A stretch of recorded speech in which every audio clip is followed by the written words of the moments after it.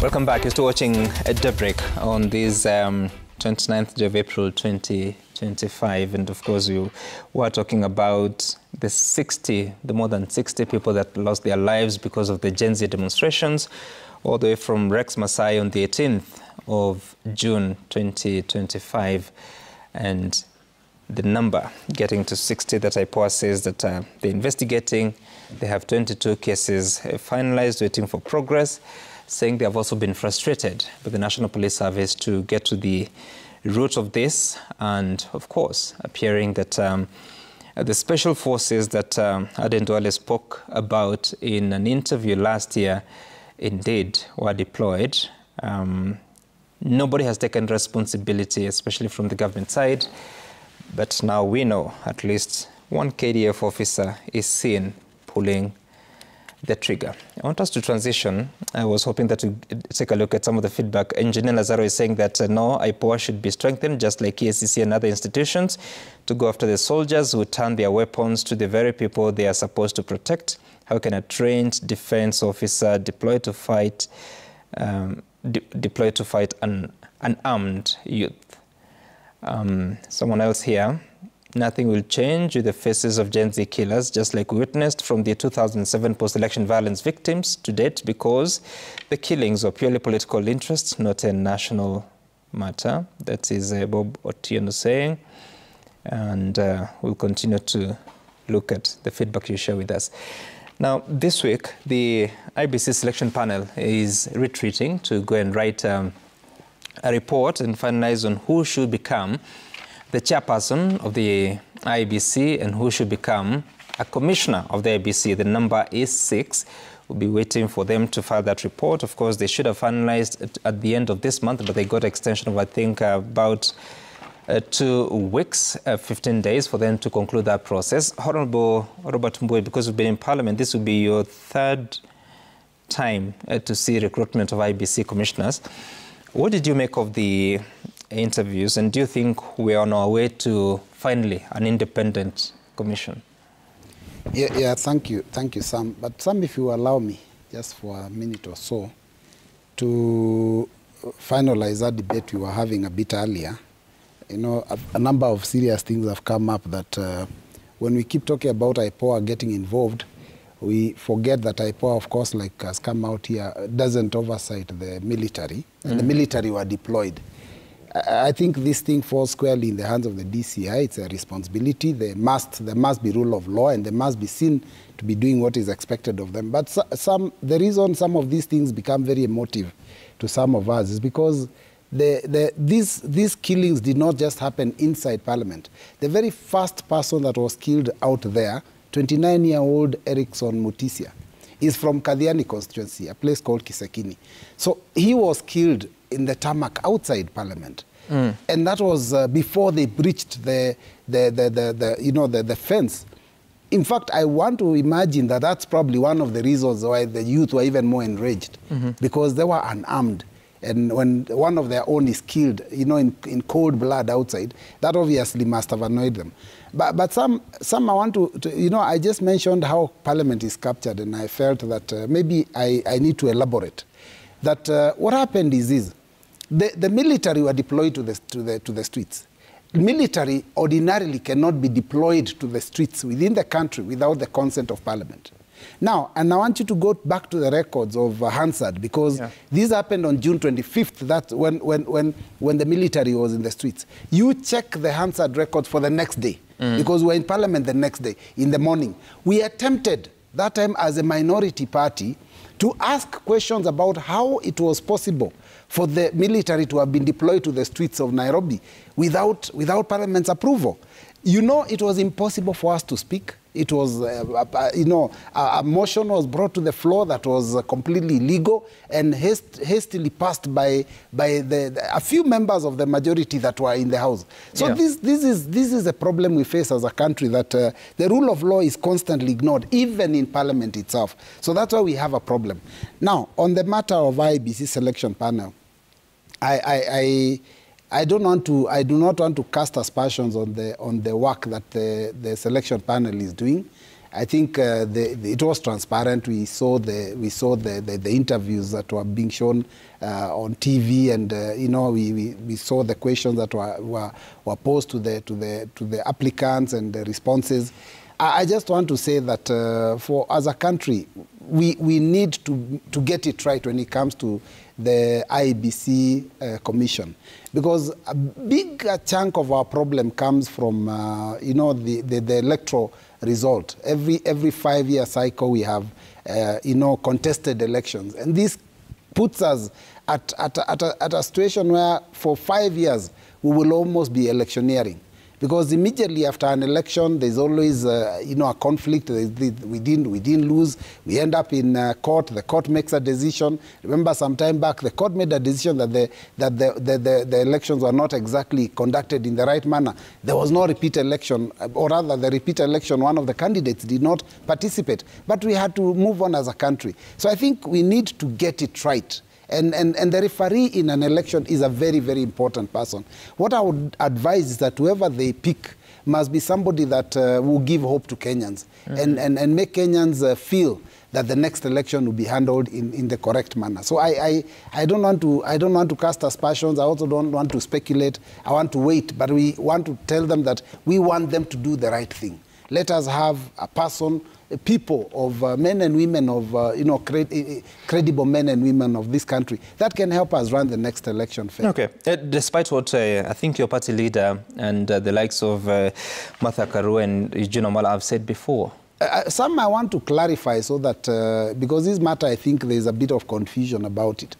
When the broad-based, you know, agreement was being signed, yep, between ODM and UDA, the very first point there was that they must implement NADCO the NADCO report fully. That is what they said they would have to do. And for your information, as we transition to the debate on NGCDF, you realize that it was also part of the NADCO report, which means that the broad-based government players have already signed to support. Now, in the NADCO report, it stated that once they settle on individuals, before the president makes the appointment, he has to sit with the leader from Azimio so that they can make that decision together. That is in the report.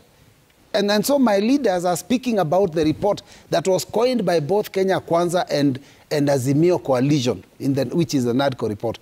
Now, we have noted, and every Kenyan knows, that the leader of Azimio, our presidential candidate in 2022, is now sitting at the same table with the leader of Kenya Kwanza. And part of us, who are part of Azimio, are not at that table, because we are not part of the broad-based government.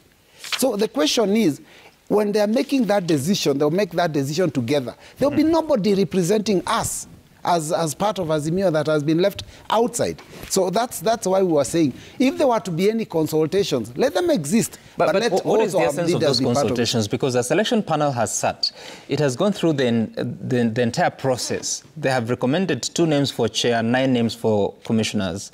Why should William Ruto and Raila Odinga consult? Well, that is what the NADCO report said. You could ask Kimani Ichung'wah, he was seated in the selection panel. I may also want to ask Kalonzo Musyoka, your You party could also leader. ask my party leader, incidentally. He may also have a better answer than I do. But all I know is that it was part of the NADCO report, which was accepted by the President, William Ruto, and also by Raila Odinga, because both of them received it. It was never enacted into law, was it? It's the NADCO report is not law. It proposes about 9 pieces of legislation. So only one has not passed binding. so far.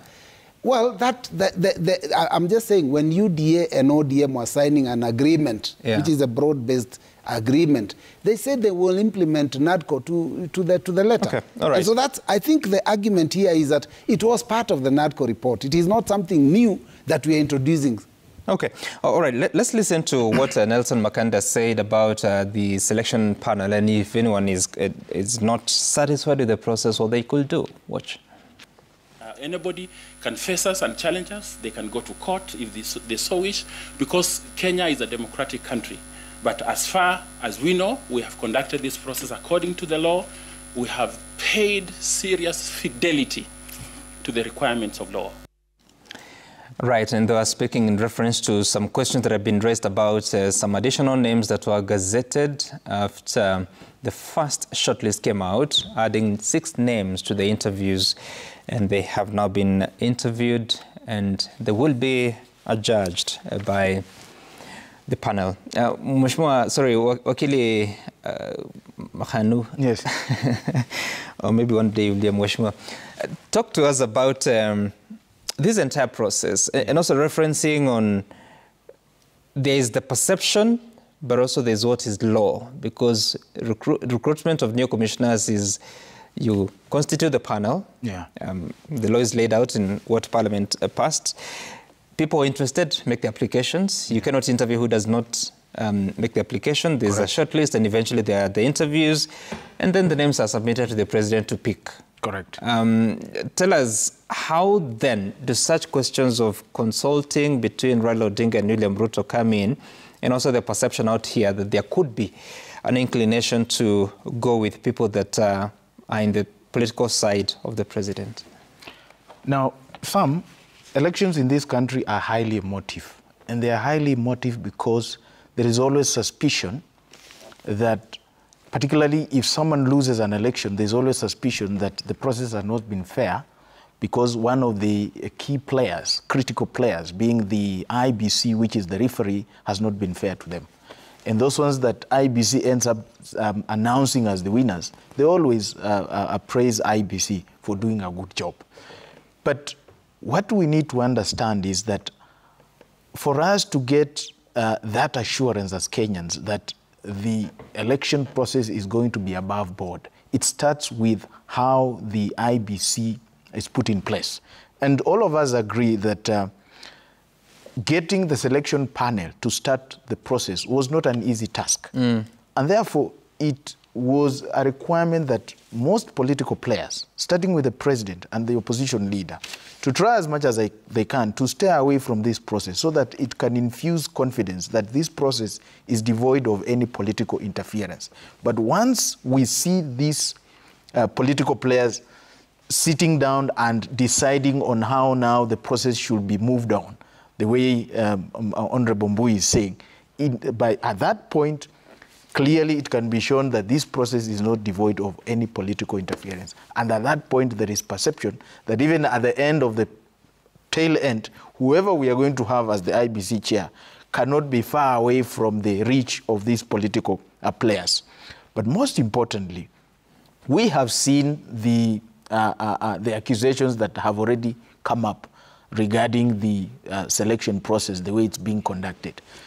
What the chair of the selection panel ought to have done is that once there are these allegations, he needs to come out and explain what was the need. If at all there were 6 names that were sneaked at the tail end after the names have been shortlisted, he needed to explain why they had to reopen and allow these names, or why he must have given a credible explanation why he had to reopen and add these names, because at that point already there is suspicion that has been created, and I will not be surprised if someone will go to court on that account. But probably also it could be a setup so that this process does not end up with a credible IEBC, so that we continue with the status quo, because if the status quo is there are so many people that are going to benefit. But having said that, as to whether we have a credible election or not, the courts have already spoken and expressed themselves on this issue. If elections can be determined at polling stations based on the minor KI decision, we are going to have very little problems, because if players and agents from all the political players are at the polling stations and that becomes the results that are finally announced, then we do not have problems. But if we again give the decision to announce the results by the IEBC chairman at Bomas of Kenya, that's when problems come. So if we can remain true to what the law has said in terms of where our results are announced, that is at the polling station, we are going to have very little problems. Okay. Honorable Sosion, the memory of Kenyans is still alive of what transpired in the year 2022, when political interference went straight to the boardroom and you saw the division that was there of an outcome that was quite questionable on many levels, never mind that the Supreme Court, of course, eventually agreed with the decision announced by the Wafula Chebukati team. How do we ensure that we don't fall into the same trap this time round?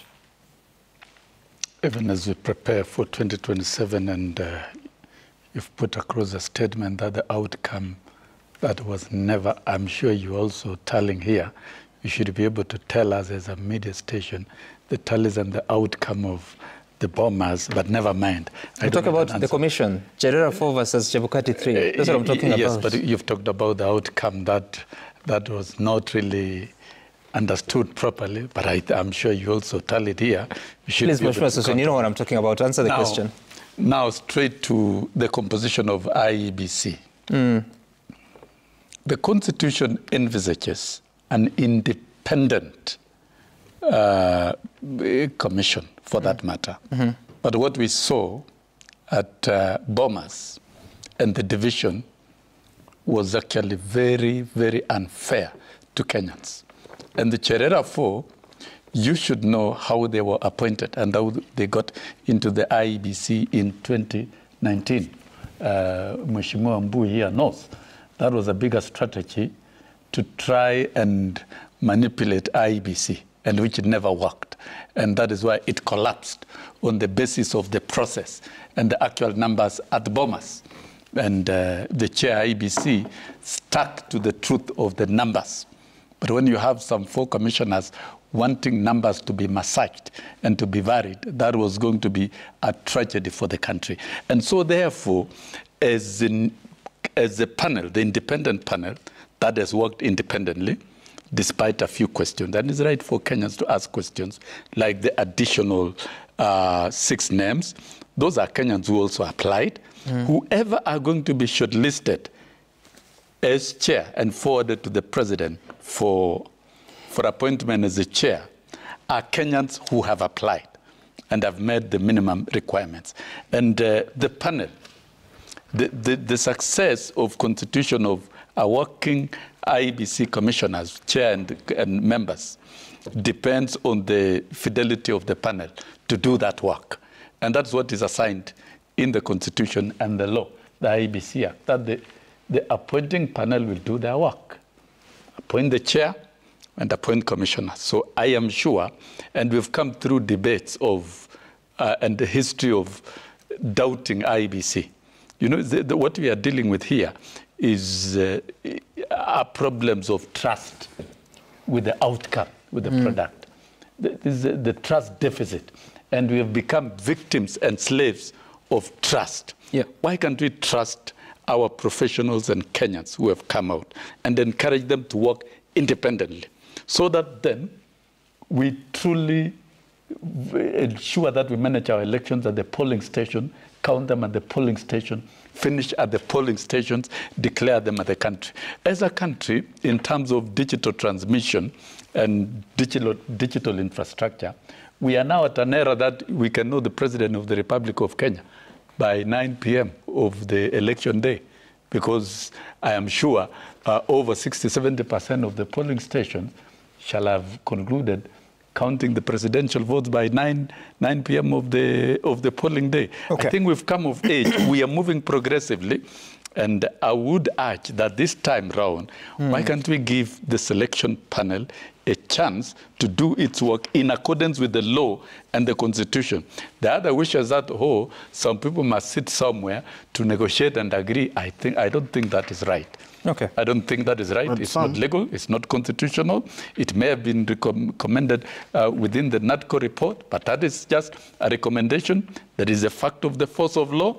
And the law was created and negotiated and enacted for purposes of ensuring that things are done within the law. The work of the president will just be to approve the names that are given to him. But the 95% of the work of identifying the chair, of identifying commissioners, shall have been done by the competent independent panel. And that panel is made up of... What do you mean independent panel? Of course, independent panel for constituting IEBC. It's not Yes. independent. These are names. Yeah. It is a name, but Names recommended by different Stakeholders. different institutions. stakeholders, but Yeah. in the manner of the way, Representing interests of in those the manner stakeholders. in which they are working, Yeah. they are constituted to be independent and doing a professional work. Okay. Yeah, the general philosophy of Yeah. our constitution is that entities and institutions that are established should be able to do a professional work independently without any coercion from any quarter. All right. So I think we prepare for a chair and IEBC so that there's a lot of work that has not been done. The by-elections, audit of 2022 election, registration of voters, preparation for 2027 election. We need credible, verifiable, and convincing elections in 2027, and the country must prepare. All right. I just wanted us to listen to what Nelson Makanda said about some of the allegations about the sneaking in of names, but also the question that some names are already held on possible candidates for chairperson. It is our role and responsibility as a selection panel to shortlist. It's not the role of media, it's not the role of anybody else. So the panel exercised its duty and its responsibility to shortlist 105 names. And upon considerations, we also included 6 names, and it was not a sneak in. We published the names. We do not know where the names have come from. What we know is that we still have names of 111 and 11 names for chair that we have interviewed here, and those are the ones we are going to consider. All right. You wanted to close? Yes. On the issue of trust, Honorable Susiona said that Kenyans should learn to trust such kind of select panels. The problem is, you know, an institution like the select panel will be trusted by Kenyans if they don't act in a suspicious manner. By allowing 6 names to be sneaked into the list, that creates suspicion. You just said they were not sneaked in. They were not sneaked in. There has been no explanation as to why the 6 names are being mentioned outside the normal names that applied. But he said it was for regional and inclusivity purposes when it was gazetted. I think it was on a Tuesday. And then, most importantly, why did they have to wait until that issue has been raised by the media? Why didn't they come out on their own account to explain? That is the suspicion we are talking But the about. explanation has been given. All right. And the 6 names. And that's why I'm telling you, Session, apply. and that's why I'm telling you, on They're that within the account, list. Yeah. someone can go to court and challenge the process. And probably it's a setup so that the whole process can collapse for obvious reasons. Okay. You All right. You now see the I am telling you. Let's make progress. Well, there are questions of trust, but question of trust. one can only hope that we'll be done with this as soon as possible, because there are constituencies like Banisa that have not had a member of parliament since March of 2023. Is it 23 Yes, or 24? 2023. Yeah. And so nearly more than 2 years. They have not had a member of parliament representing them. That's unfair. It needs to be sorted out. There are other constituencies whose members of parliament have died in the past few months that also need to be represented. And the member of county assembly sits across the country. Now, And others appointed to cabinet. Yes, you're right. They need to be replaced also. Yeah. Now, the NGCDF question, members of parliament have been at it. You recall that